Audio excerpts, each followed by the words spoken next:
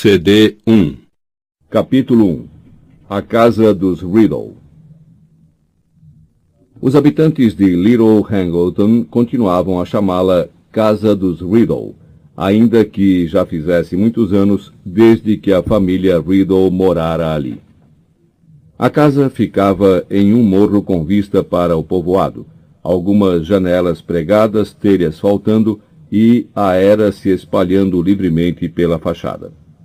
Outrora uma bela casa senhorial e, sem favor algum, a construção maior e mais imponente de toda a redondeza, a casa dos Riddle agora estava úmida, em ruínas e desocupada. As pessoas do local concordavam que a velha casa dava arrepios. Meio século antes, uma coisa estranha e terrível acontecera ali. Uma coisa que os antigos habitantes do povoado ainda gostavam de discutir quando faltava assunto para fofocas. A história fora requentada tantas vezes e enfeitada em tantos pontos que ninguém mais sabia onde estava a verdade. Todas as versões, porém, começavam no mesmo ponto. 50 anos antes, ao amanhecer de uma bela manhã de verão, quando a casa dos Riddle ainda era bem cuidada e imponente, uma empregada entrou na sala de estar e encontrou os 3 Riddle mortos. A empregada saiu correndo o morro abaixo, aos berros, até o povoado, e acordou o maior número possível de pessoas. Caídos na sala com os olhos abertos, gelados, ainda com a roupa do jantar.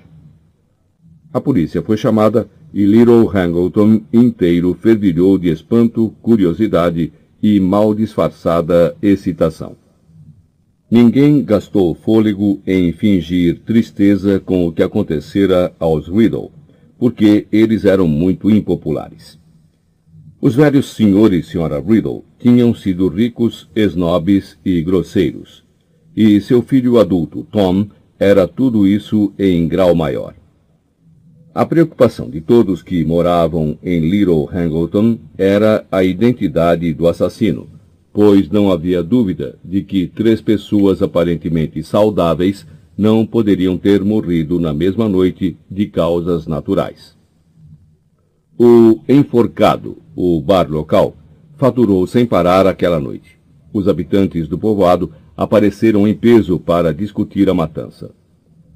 Foram recompensados por terem deixado o conforto de sua lareira, quando a cozinheira dos Riddle apareceu teatralmente e anunciou para o bar, repentinamente silencioso, que um homem chamado Franco Bryce acabara de ser preso. "Franco!" exclamaram várias pessoas. "Nunca!" Franco Bryce era o jardineiro dos Riddle. Morava sozinho em uma casa mal cuidada na propriedade dos patrões. Voltara da guerra com uma perna dura e uma intensa aversão por ajuntamentos e barulhos, e desde então trabalhava para os Riddle. Houve um corre-corre geral para pagar bebidas para a cozinheira e ouvir maiores detalhes. "Sempre achei que ele era esquisito", disse a mulher aos ouvintes ansiosos depois do quarto xeres. "Assim, antipático. Tenho certeza de que não ofereci a ele só uma xícara de chá. Ofereci bem umas 100. Nunca quis se misturar, nunca mesmo." "Ah", disse uma mulher sentada ao balcão. "Mas ele passou muito sofrimento na guerra, o Franco, e gosta de uma vida tranquila. Isso não é razão." "Quem mais tinha a chave da porta dos fundos, então?" vociferou a cozinheira. "Desde que me entendo por gente, sempre teve uma chave de reserva pendurada na casa do jardineiro. Ninguém forçou a porta ontem à noite. Não tem janelas quebradas. O Franco só precisou entrar escondido na casa grande enquanto a gente dormia." As pessoas trocaram olhares tenebrosos. "Eu sempre achei que ele tinha um jeito ruim e não me enganei", resmungou um homem junto ao balcão. "Foi a guerra que deixou ele esquisito, se querem saber a minha opinião", disse o dono do bar. Eu disse que não queria desagradar a Franco, não disse, Dot? Falou uma mulher agitada a um canto. Gênio terrível, concordou Dot, acenando a cabeça com vigor. Eu me lembro quando ele era criança. Na manhã seguinte, quase ninguém em Little Hangleton duvidava que Franco Bryce tivesse matado os Riddle.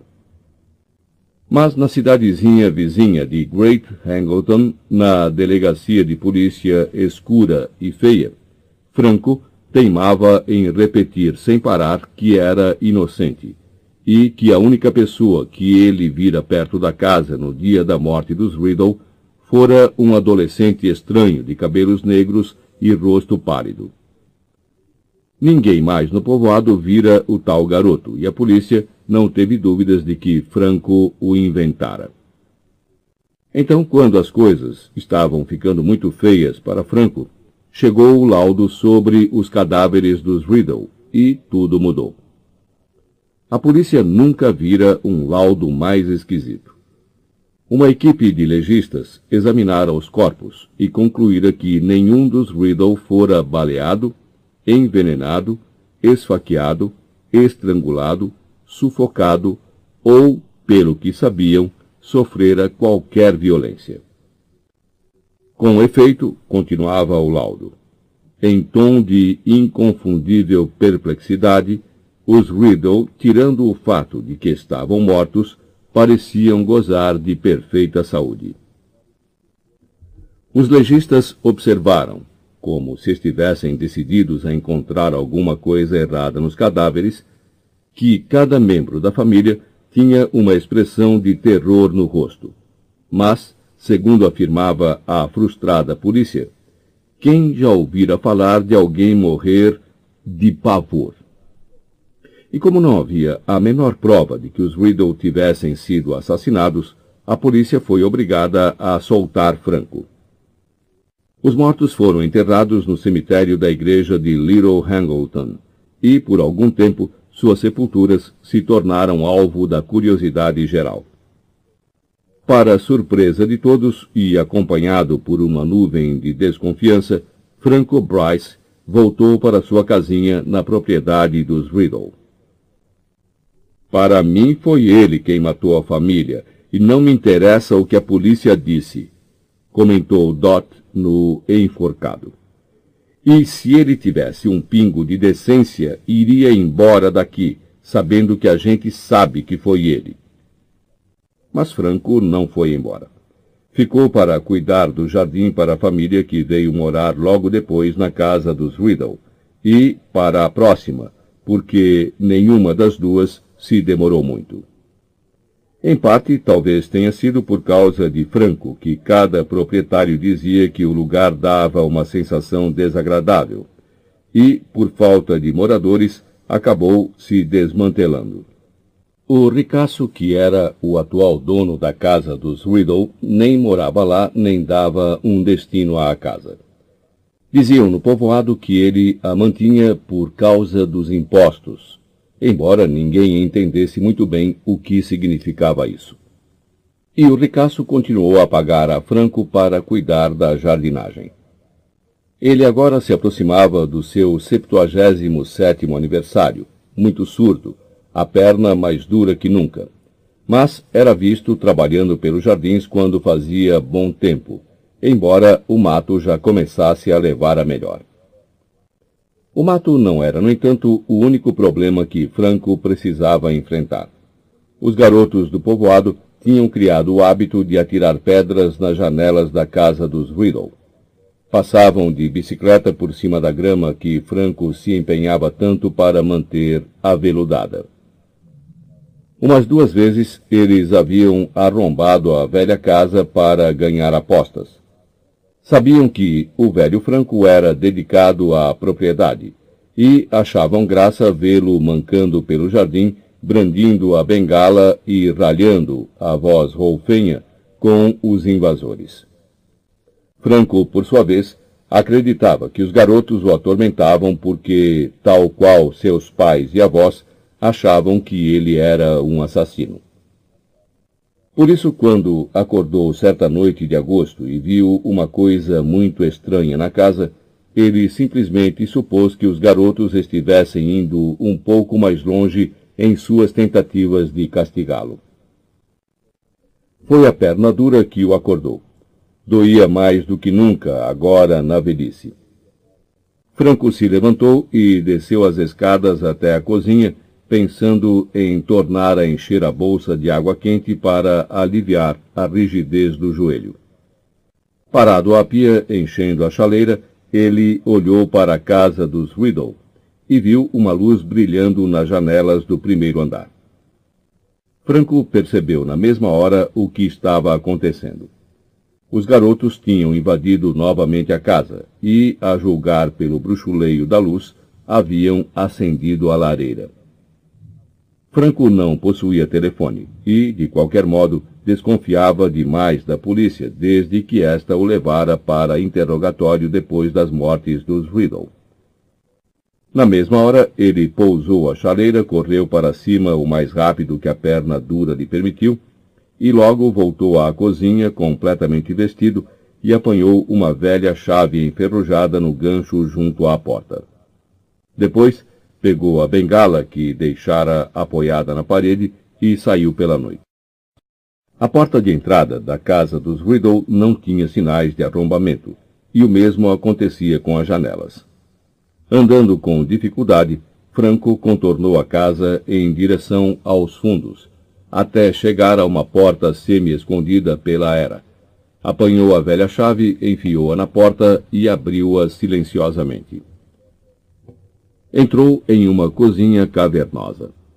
Havia muitos anos não entrava ali. Ainda assim, mesmo no escuro, ele se lembrou de onde era a porta para o corredor e tateou até encontrá-la, as narinas invadidas pelo cheiro de podridão, os ouvidos atentos a qualquer som de passos ou vozes no primeiro andar.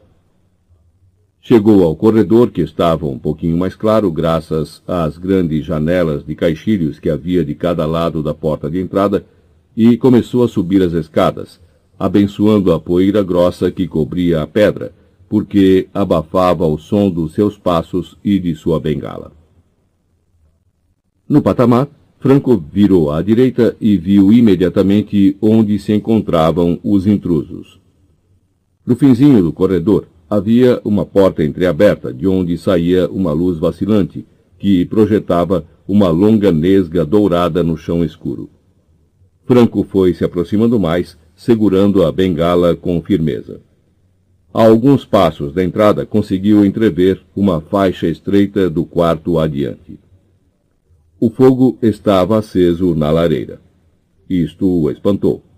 Parou e escutou com atenção, porque uma voz masculina falava dentro do quarto. Parecia tímida e temerosa. Sobrou um pouco na garrafa, milord, se ainda tiver fome. Mais tarde, respondeu uma segunda voz. Esta também pertencia a um homem, mas era estranhamente aguda e fria, como uma rajada repentina de vento gélido. Alguma coisa naquela voz fez os poucos cabelos na nuca de Franco ficarem em pé. Me leve mais para perto do fogo, rabicho. Franco virou a orelha direita para a porta, para ouvir melhor. Ouviu o tinido de uma garrafa que alguém pousava sobre uma superfície dura. Depois, o ruído prolongado e seco de uma cadeira pesada arrastando pelo chão. O jardineiro viu de relance um homenzinho de costas para a porta, empurrando a cadeira conforme lhe pediram. Usava uma longa capa preta e tinha uma grande pelada na parte de trás da cabeça.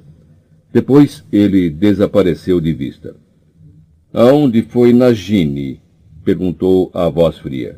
Não sei, milord, disse a primeira voz nervosamente. Saiu para explorar a casa, eu acho. Você vai ordenhá-la antes de nos recolhermos, rabicho, disse a segunda voz. Vou precisar me alimentar durante a noite. A viagem me deu uma enorme canseira. A testa enrugada, Franco inclinou o ouvido para mais perto da porta e escutou. Houve uma pausa e, em seguida, o homem chamado Rabicho tornou a falar. Milord, posso perguntar quanto tempo vamos ficar aqui? 1 semana, disse a voz fria. Talvez mais. O lugar é razoavelmente confortável e ainda não podemos dar seguimento ao plano. Seria tolice agir antes do fim da Copa Mundial de Quadribol. Franco meteu um dedo nodoso no ouvido e girou-o. Com certeza, devido ao acúmulo de cera, ele ouvira a palavra quadribol, uma palavra que não existia. A Copa Mundial de Quadribol, milord? Admirou-se Rabicho. Franco enfiou o dedo com mais força no ouvido.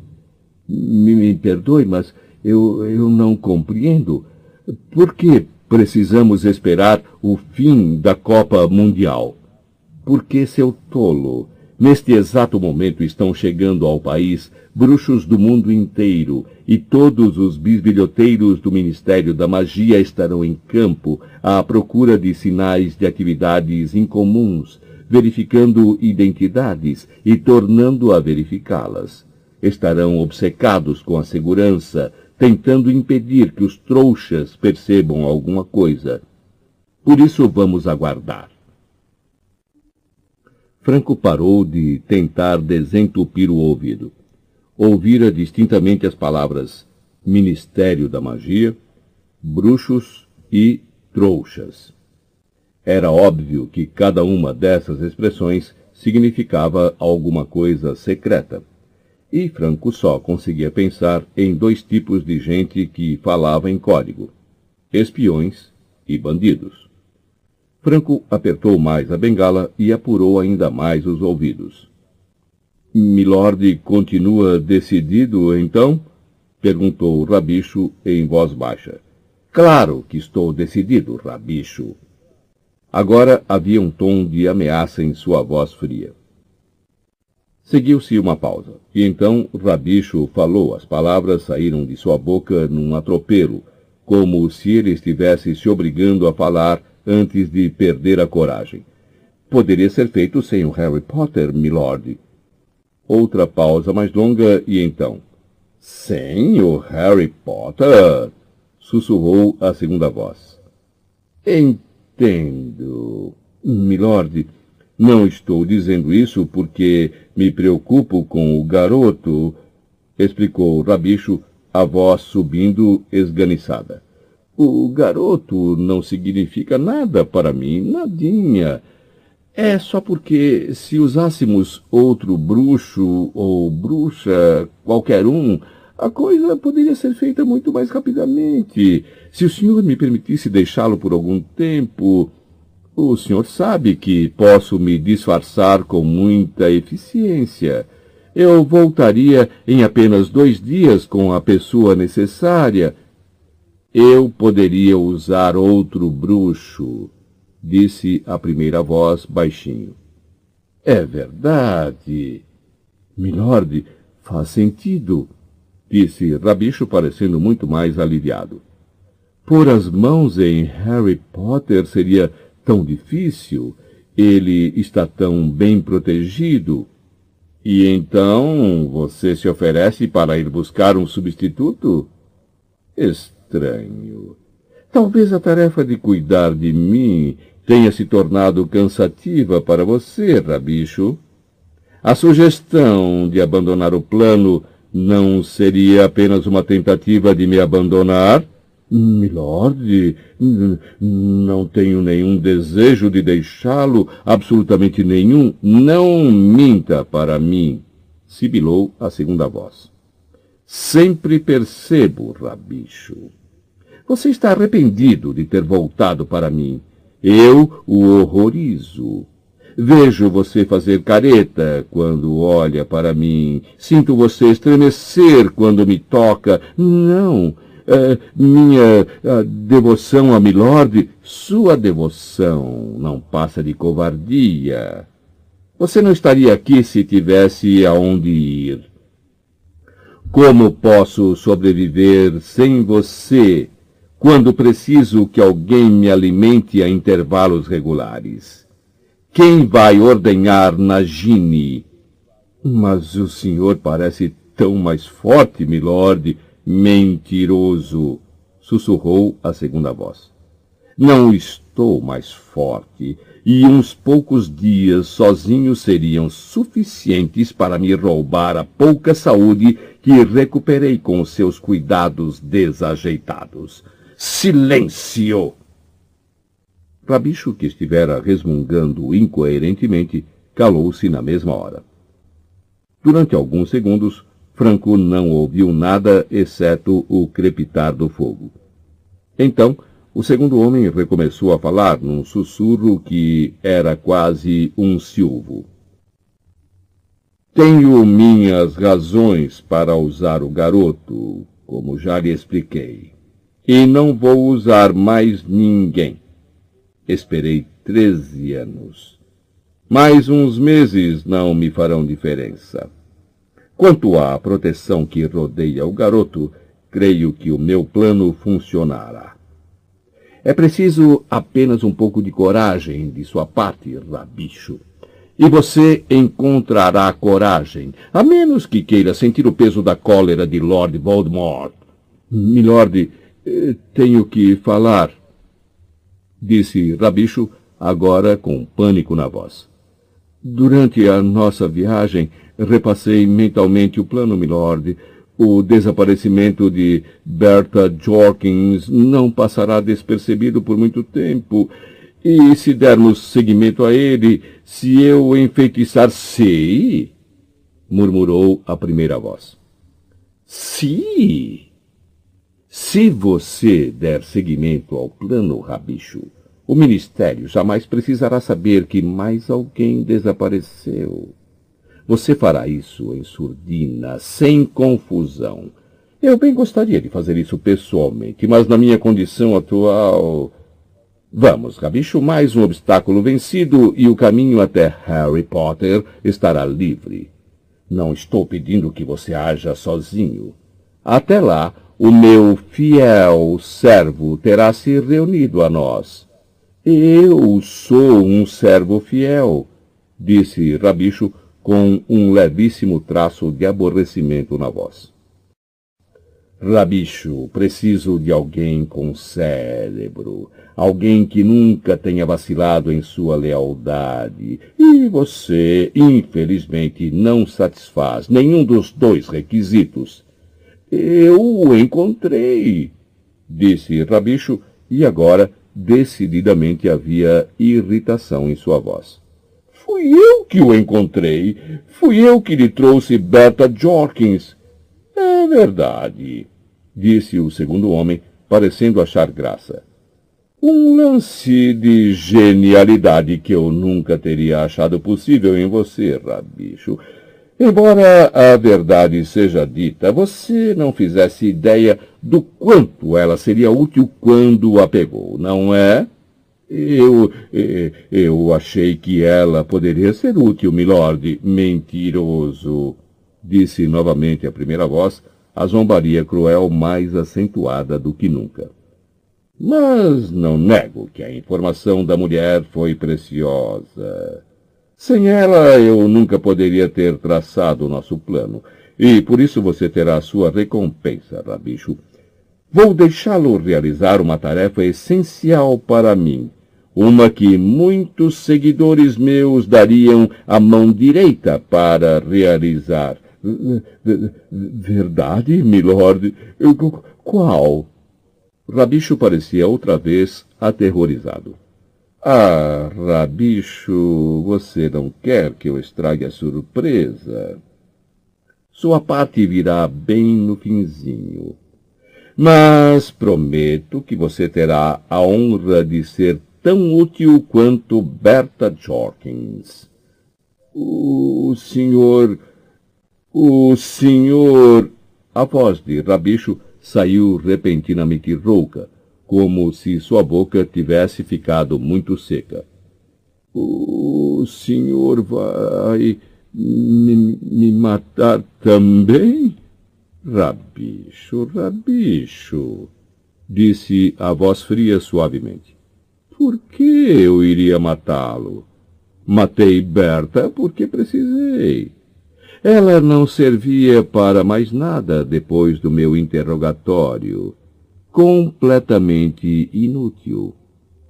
Em todo caso, haveria perguntas embaraçosas se ela tivesse voltado ao ministério com a notícia de que encontrara você nas férias. Seria melhor que bruxos presumivelmente mortos não esbarrassem em bruxas do Ministério da Magia em hotéis à beira de estradas. Rabicho murmurou alguma coisa tão baixinho que Franco não pôde ouvir, mas fez o segundo homem rir, uma risada sem alegria, fria como a sua fala. Poderíamos ter alterado a memória dela. Mas os feitiços da memória podem ser desfeitos por um bruxo poderoso, como eu provei ao interrogá-la. Teria sido um insulto à memória da bruxa não usar as informações que ela me forneceu, Rabicho. Fora, no corredor, Franco de repente percebeu que a mão que segurava a bengala se tornara escorregadia de suor. O homem de voz fria tinha matado uma mulher, e falava disso sem um pingo de remorso. Divertia-se. Ele era perigoso, um doido, e estava planejando outros assassinatos. Esse garoto, Harry Potter, fosse ele quem fosse, corria perigo. O jardineiro sabia o que devia fazer. Agora, como nunca antes, estava na hora de ir à polícia. Ele sairia silenciosamente da casa e iria direto à cabine telefônica no povoado. Mas a voz fria recomeçara a falar, e Franco continuou onde estava, paralisado, escutando tudo o que podia. Mais um feitiço, meu fiel servo em Hogwarts. E Harry Potter será praticamente meu, Rabicho. Está decidido, não haverá mais discussões, mas fique quieto. Acho que ouvi Nagini. E a voz do segundo homem mudou. Começou a emitir ruídos que Franco jamais ouvira na vida. Sibilava e bufava sem inspirar. Franco achou que ele devia estar tendo algum tipo de ataque ou acesso. E então o jardineiro ouviu um movimento às suas costas no corredor escuro. Virou-se para olhar e quedou paralisado de medo. Alguma coisa deslizava em sua direção pelo chão escuro do corredor. E, quando se aproximou da nesga de luz, ele percebeu, com um choque de terror, que era uma cobra gigantesca, no mínimo com 3 metros de comprimento. Apavorado, pregado no chão, ele viu aquele corpo ondulante abrir uma trilha larga e curva na poeira espessa do chão, sempre mais próximo. Que faria? O único meio de fugir era entrar no quarto onde os 2 homens estavam sentados, planejando matar. Mas se ele ficasse onde estava, a cobra certamente o mataria. Mas, antes que se decidisse, a cobra emparelhou com ele e então, incrivelmente, milagrosamente, passou. Orientava-se pelos silvos e bufos que a voz fria emitia do outro lado da porta. E, em segundos, a ponta do rabo da cobra, malhada de losangos, desapareceu pela abertura. Havia suor na testa de Franco agora, e a mão na bengala tremia. No quarto, a voz fria continuava a silvar, e ocorreu a Franco uma ideia estranha, uma ideia impossível. Esse homem podia falar com as cobras. Franco não entendia o que estava acontecendo. Queria mais do que tudo voltar para a cama com a sua bolsa de água quente. O problema é que suas pernas não pareciam querer se mexer. Enquanto estava parado ali, trêmulo, tentando se controlar, a voz fria voltou de repente a falar em inglês. Nagini trouxe notícias interessantes, Rabicho. Verdade, milord? Respondeu Rabicho. Verdade. Segundo Nagini, tem um velho trouxa parado do lado de fora do quarto, escutando cada palavra que dizemos. Franco não teve a menor chance de se esconder. Ouviu passos e, em seguida, a porta do quarto se escancarou. Um homem baixo, de cabelos grisalhos e ralos, um nariz pequeno e pontudo, olhos lacrimosos, parou diante dele com uma mescla de medo e susto no rosto. Convide-o a entrar, Rabicho. Onde está a sua educação? A voz fria vinha de uma velha poltrona diante da lareira. Mas Franco não conseguiu ver quem falava. A cobra, por sua vez, se enroscara no tapete podre diante da lareira, em uma medonha imitação de bichinho de estimação. Rabicho fez sinal para Franco entrar. Embora continuasse profundamente abalado, Franco segurou com firmeza a bengala e, cocheando, cruzou o portal. O fogo na lareira era a única fonte de luz no quarto. Projetava sombras longas e aranhosas nas paredes. Franco fixou o olhar nas costas da poltrona. O homem sentado nela parecia ser ainda menor do que o seu criado, pois Franco não conseguia sequer ver a parte de trás de sua cabeça. — Você ouviu tudo, trouxa? — perguntou a voz fria. — Do que foi que o senhor me chamou? — perguntou Franco, desafiando-o, porque agora que estava dentro do quarto, agora que chegara a hora de agir, ele se sentia mais corajoso. Sempre fora assim na guerra. — Chamei-o de trouxa, disse a voz calmamente. — Isso quer dizer que você não é bruxo. — Eu não sei o que o senhor quer dizer por trouxa, respondeu Franco com a voz mais firme. Só sei é que esta noite ouvi o suficiente para despertar o interesse da polícia. Ah, isto eu ouvi. O senhor já matou uma vez e está planejando matar mais. E vou lhe dizer outra coisa, acrescentou numa súbita inspiração. Minha mulher sabe que estou aqui, e se eu não voltar... Você não tem mulher, disse a voz fria muito baixinho. Ninguém sabe que você está aqui. Você não disse a ninguém que vinha. Não minta para Lord Voldemort, trouxa, porque ele sabe. Ele sempre sabe. É mesmo? Retrucou Franco com aspereza. Lorde, é? Ora, eu não tenho muito respeito pelos seus modos, milord. Vire-se e me encare como homem. Por que não faz isso? Mas eu não sou homem, trouxa, retrucou a voz fria, quase inaudível devido ao crepitar das chamas. Sou muito mais do que um homem.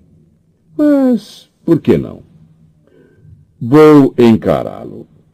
Rabicho, venha virar minha poltrona. O servo deu um gemido.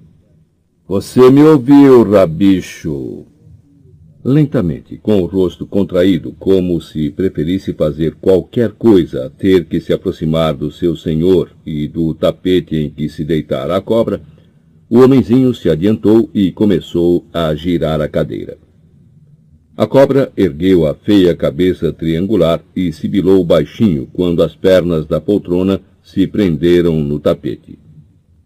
E então a poltrona ficou de frente para Franco, e ele viu o que havia nela. Sua bengala caiu no chão com estrépito. Ele abriu a boca e soltou um grito. Gritou tão alto que nunca ouviu palavras que a coisa na poltrona disse ao erguer a varinha. Houve um relâmpago de luz verde, um ruído farfalhante e Franco Bryce desabou. Morreu antes de bater no chão. A 300 quilômetros dali, o garoto chamado Harry Potter acordou assustado. Fim do CD 1.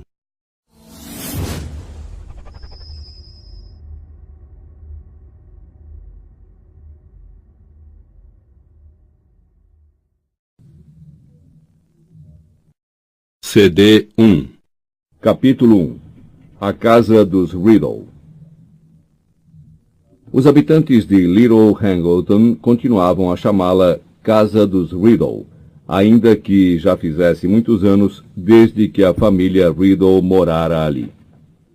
A casa ficava em um morro com vista para o povoado, algumas janelas pregadas, telhas faltando e a era se espalhando livremente pela fachada.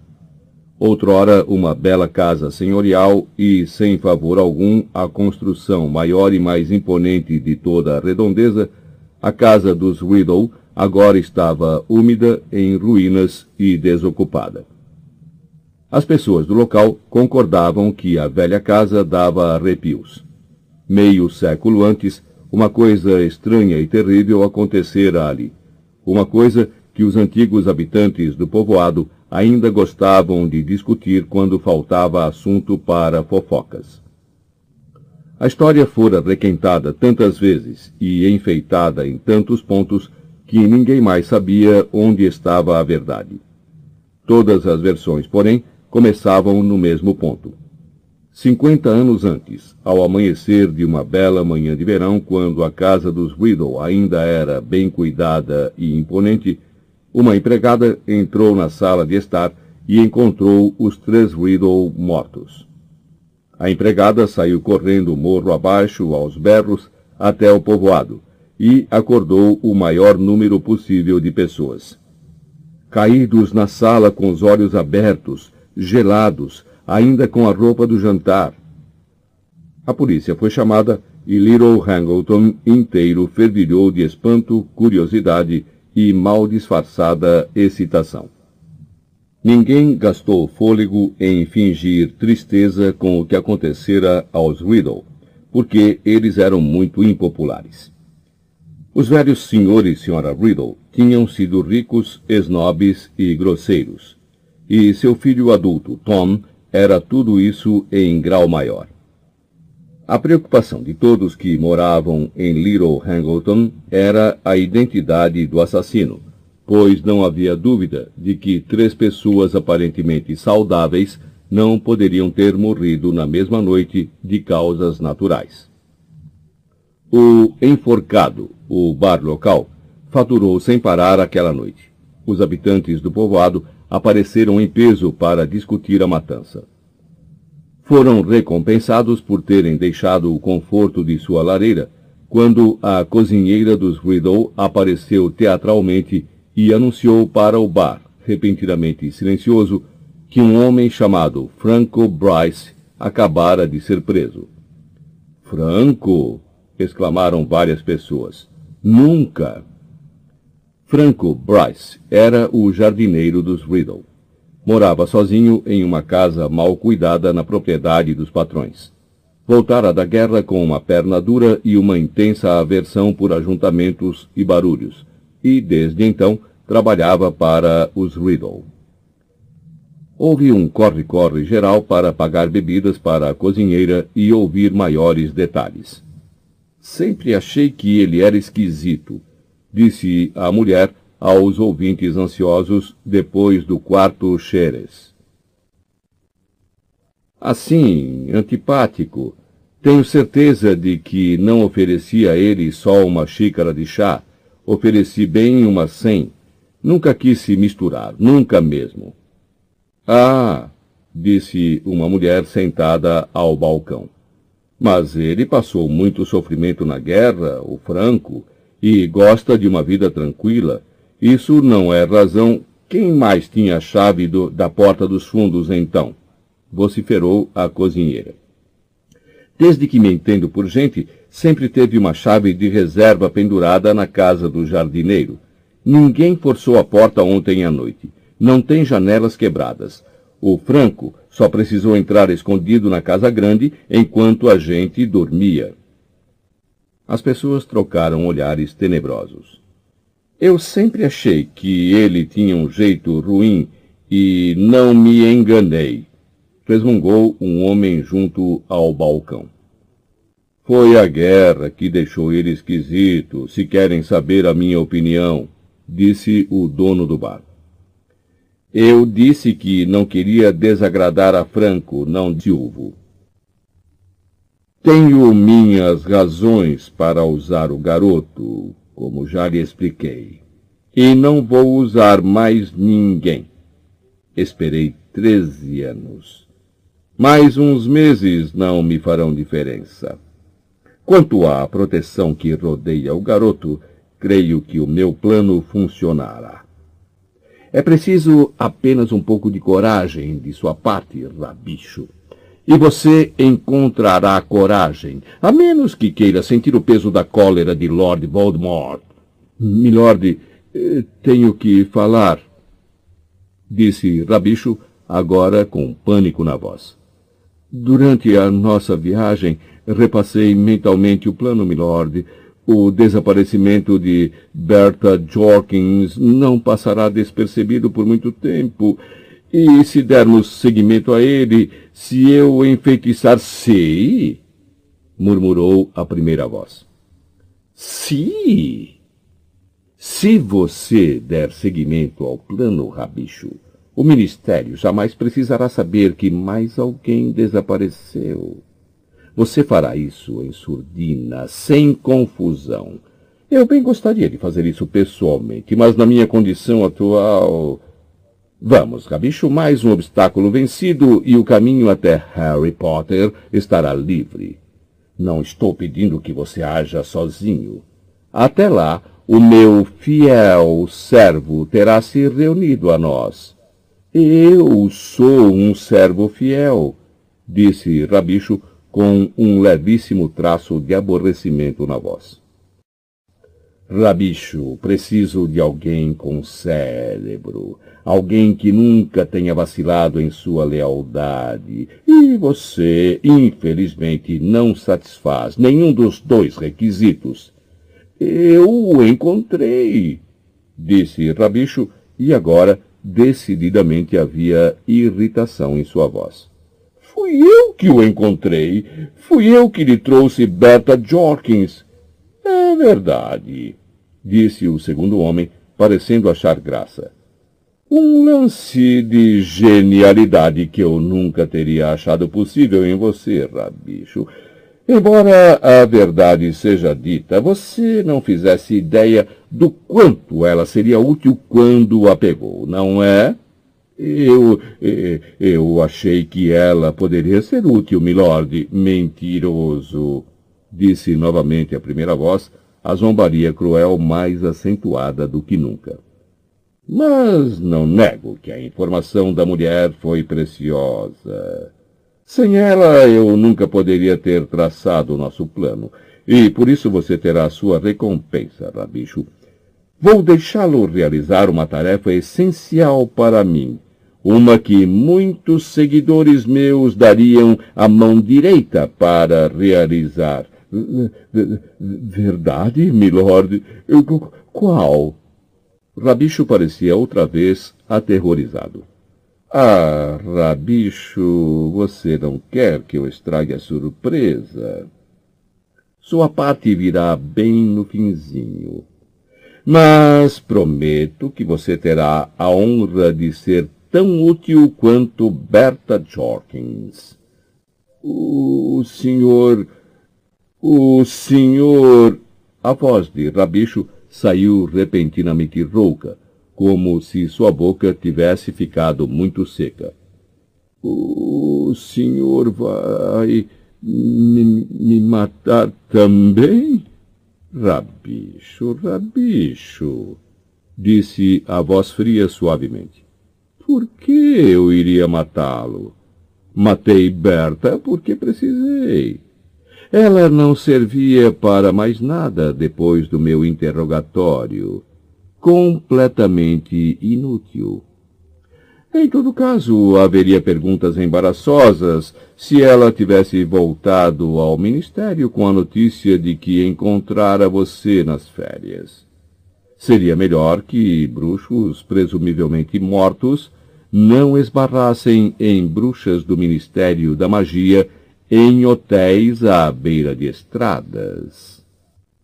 Rabicho murmurou alguma coisa tão baixinho que Franco não pôde ouvir, mas fez o segundo homem rir, uma risada sem alegria, fria como a sua fala. Poderíamos ter alterado a memória dela. Mas os feitiços da memória podem ser desfeitos por certeza devido ao acúmulo de cera. Ele ouvira a palavra quadribol, uma palavra que não existia. A Copa Mundial de Quadribol, milord? Admirou-se Rabicho. Franco enfiou o dedo com mais força no ouvido. Me perdoe, mas eu não compreendo. Por que precisamos esperar o fim da Copa Mundial? Porque, seu tolo, neste exato momento estão chegando ao país bruxos do mundo inteiro e todos os bisbilhoteiros do Ministério da Magia estarão em campo à procura de sinais de atividades incomuns, verificando identidades e tornando a verificá-las. Estarão obcecados com a segurança, tentando impedir que os trouxas percebam alguma coisa. Por isso vamos aguardar. Franco parou de tentar desentupir o ouvido. Ouvira distintamente as palavras Ministério da Magia, bruxos e trouxas. Era óbvio que cada uma dessas expressões significava alguma coisa secreta. E Franco só conseguia pensar em dois tipos de gente que falava em código: espiões e bandidos. Franco apertou mais a bengala e apurou ainda mais os ouvidos. Milord continua decidido, então? Perguntou Rabicho em voz baixa. Claro que estou decidido, Rabicho. Agora havia um tom de ameaça em sua voz fria. Seguiu-se uma pausa, e então Rabicho falou. As palavras saíram de sua boca num atropelo, como se ele estivesse se obrigando a falar antes de perder a coragem. Poderia ser feito sem o Harry Potter, milord. Outra pausa mais longa, e então... Sem o Harry Potter? Sussurrou a segunda voz. Entendo, milord. Não estou dizendo isso porque me preocupo com o garoto, explicou Rabicho, a voz subindo esganiçada. O garoto não significa nada para mim, nadinha. É só porque se usássemos outro bruxo ou bruxa, qualquer um, a coisa poderia ser feita muito mais rapidamente. Se o senhor me permitisse deixá-lo por algum tempo... O senhor sabe que posso me disfarçar com muita eficiência. Eu voltaria em apenas 2 dias com a pessoa necessária. Eu poderia usar outro bruxo, disse a primeira voz baixinho. É verdade. Milord, faz sentido, disse Rabicho, parecendo muito mais aliviado. Pôr as mãos em Harry Potter seria tão difícil, ele está tão bem protegido. E então você se oferece para ir buscar um substituto? Estranho. Talvez a tarefa de cuidar de mim tenha se tornado cansativa para você, Rabicho. A sugestão de abandonar o plano não seria apenas uma tentativa de me abandonar?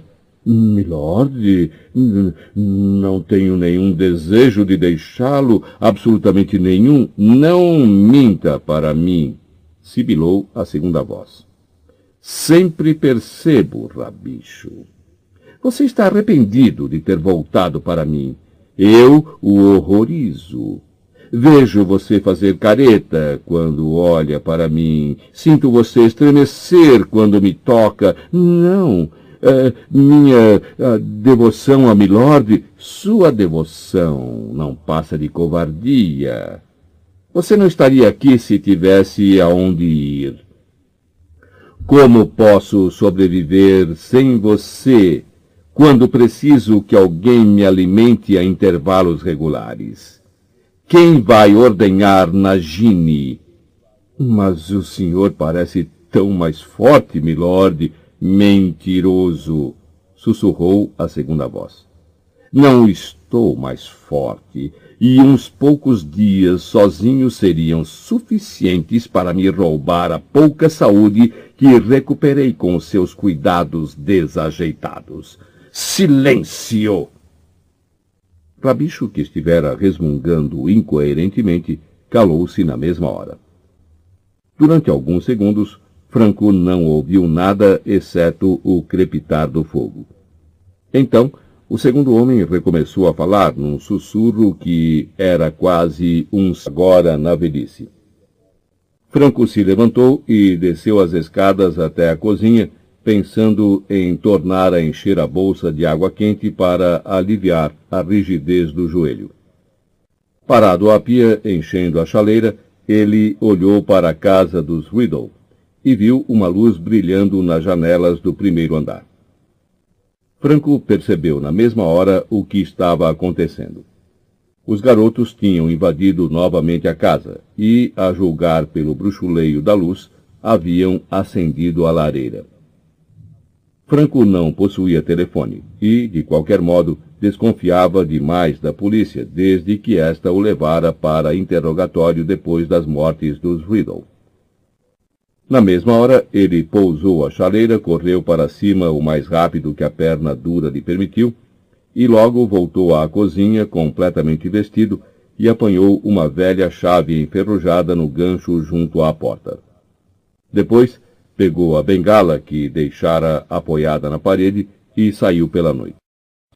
A porta de entrada da casa dos Riddle não tinha sinais de arrombamento, e o mesmo acontecia com as janelas.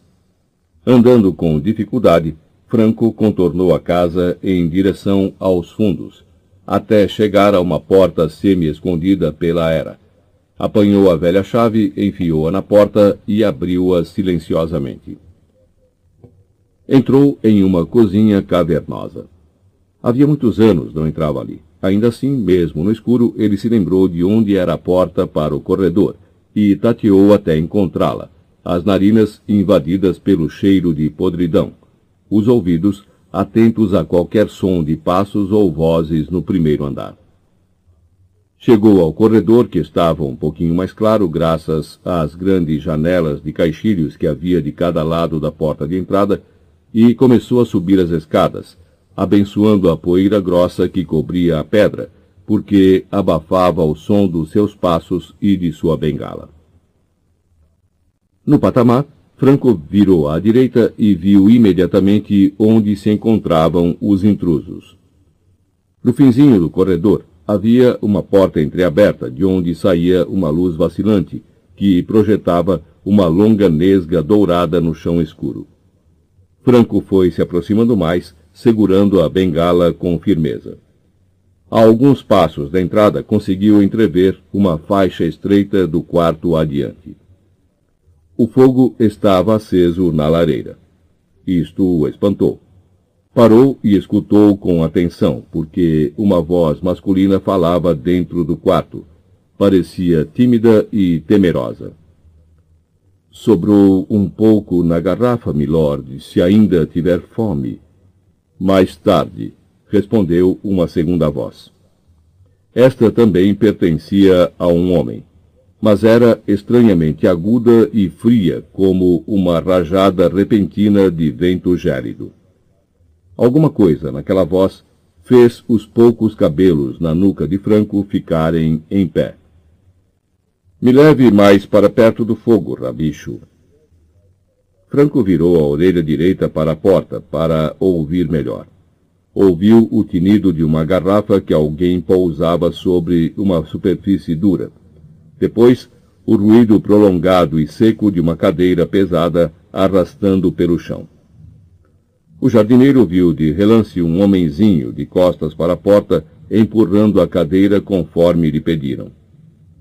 Usava uma longa capa preta e tinha uma grande pelada na parte de trás da cabeça. Depois ele desapareceu de vista. "Aonde foi Nagini?" perguntou a voz fria. Não sei, milord", disse a primeira voz nervosamente. "Saiu para explorar a casa, eu acho. Você vai ordenhá-la antes de nos recolhermos, Rabicho", disse a segunda voz. "Vou precisar me alimentar durante a noite. A viagem me deu uma enorme canseira." A testa enrugada, Franco inclinou o ouvido para mais perto da porta e escutou. Houve uma pausa e, em seguida, o homem chamado Rabicho tornou a falar. "Milord, posso perguntar quanto tempo vamos ficar aqui?" "Uma semana", disse a voz fria. "Talvez mais. O lugar é razoavelmente confortável e ainda não podemos dar seguimento ao plano. Seria tolice agir antes do fim da Copa Mundial de Quadribol." Franco meteu um dedo nodoso no ouvido e girou-o. "Com disse Dot", falou uma mulher agitada a um canto. "Gênio terrível", concordou Dot, acenando a cabeça com vigor. "Eu me lembro quando ele era criança." Na manhã seguinte, quase ninguém em Little Hangleton duvidava que Franco Bryce tivesse matado os Riddle.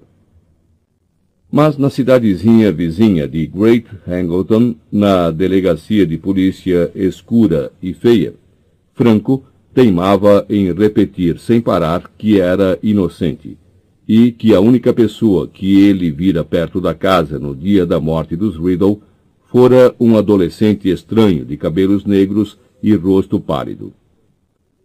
Ninguém mais no povoado vira o tal garoto, e a polícia não teve dúvidas de que Franco o inventara.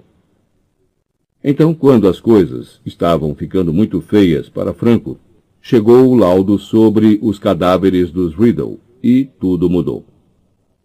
A polícia nunca vira um laudo mais esquisito.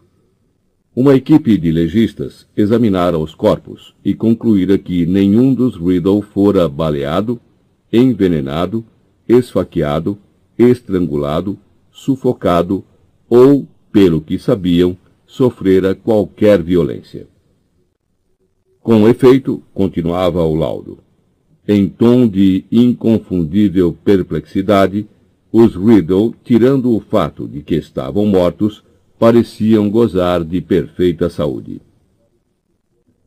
Os legistas observaram, como se estivessem decididos a encontrar alguma coisa errada nos cadáveres, que cada membro da família tinha uma expressão de terror no rosto. Mas, segundo afirmava a frustrada polícia, quem já ouvira falar de alguém morrer de pavor?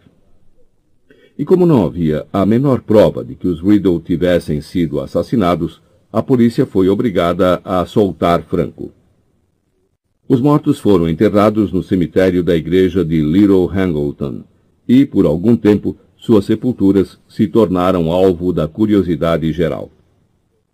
Para surpresa de todos, e acompanhado por uma nuvem de desconfiança, Franco Bryce voltou para sua casinha na propriedade dos Riddle. "Para mim foi ele quem matou a família, e não me interessa o que a polícia disse", comentou Dot no enforcado. "E se ele tivesse um pingo de decência, iria embora daqui, sabendo que a gente sabe que foi ele." Mas Franco não foi embora. Ficou para cuidar do jardim para a família que veio morar logo depois na casa dos Riddle, e para a próxima, porque nenhuma das duas se demorou muito.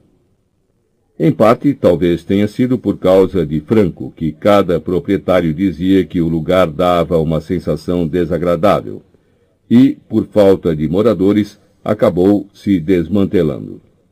O ricaço, que era o atual dono da casa dos Riddle, nem morava lá, nem dava um destino à casa. Diziam no povoado que ele a mantinha por causa dos impostos, embora ninguém entendesse muito bem o que significava isso. E o ricaço continuou a pagar a Franco para cuidar da jardinagem. Ele agora se aproximava do seu 77º aniversário, muito surdo, a perna mais dura que nunca. Mas era visto trabalhando pelos jardins quando fazia bom tempo, embora o mato já começasse a levar a melhor. O mato não era, no entanto, o único problema que Franco precisava enfrentar. Os garotos do povoado tinham criado o hábito de atirar pedras nas janelas da casa dos Riddle. Passavam de bicicleta por cima da grama que Franco se empenhava tanto para manter aveludada. Umas 2 vezes eles haviam arrombado a velha casa para ganhar apostas.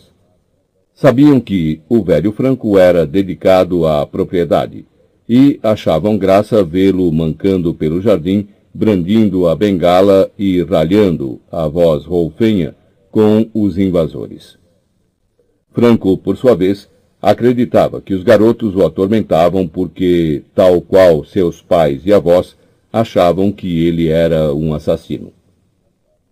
Por isso, quando acordou certa noite de agosto e viu uma coisa muito estranha na casa, ele simplesmente supôs que os garotos estivessem indo um pouco mais longe em suas tentativas de castigá-lo. Foi a perna dura que o acordou. Doía mais do que nunca